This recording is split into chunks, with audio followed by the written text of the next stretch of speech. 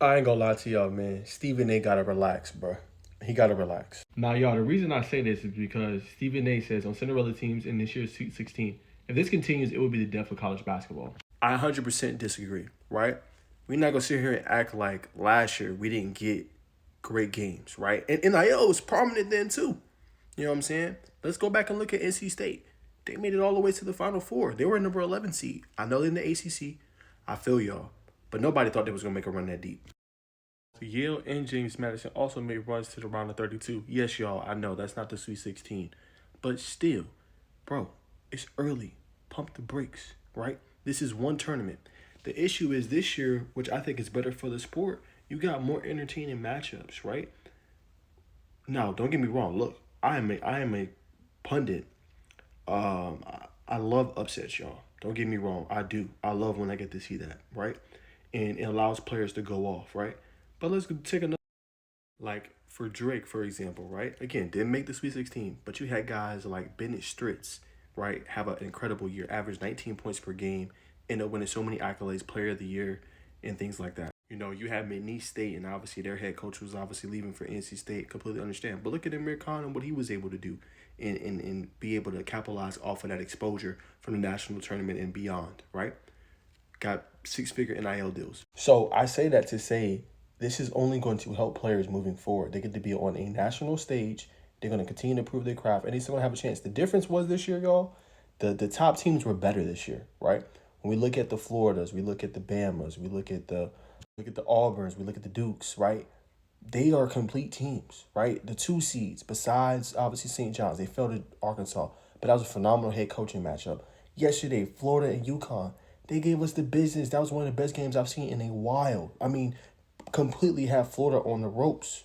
You know what I'm saying? So I think we're getting better matchups this year, maybe in years past. And that's no disrespect to the Cinderellas. I love the Cinderellas. I love the stories.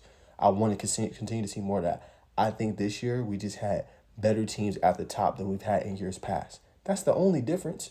You know what I'm saying? Just because a Cinderella team don't make a Sweet 16 does not mean college basketball is coming to an end. I refute that in its totality. I think it's only going to help college basketball moving forward in terms of having the top teams be good. And let's say it's a Cinderella team come out of nowhere and upset them. That's only going to get more eyes towards, I think, the sport. And I think moving forward, I know obviously the playing field is not fair. I know teams like Louisville spend 8 to 10 million. Power four programs are going to spend a lot of money, which hurts obviously those smaller programs.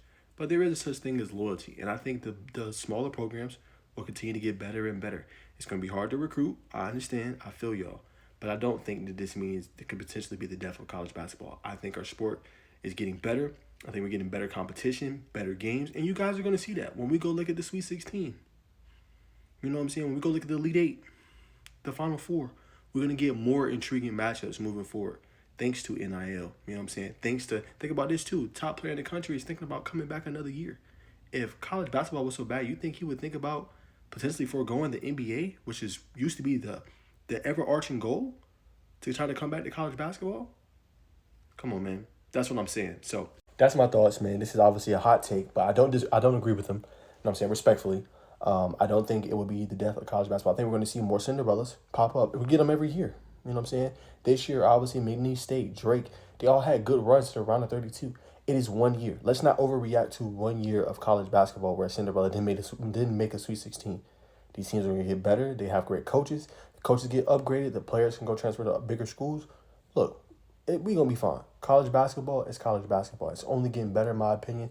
And I think we're going to have more eyes on the sport. And I disagree with this take. I don't think it will be the death of college basketball. 100% disagree.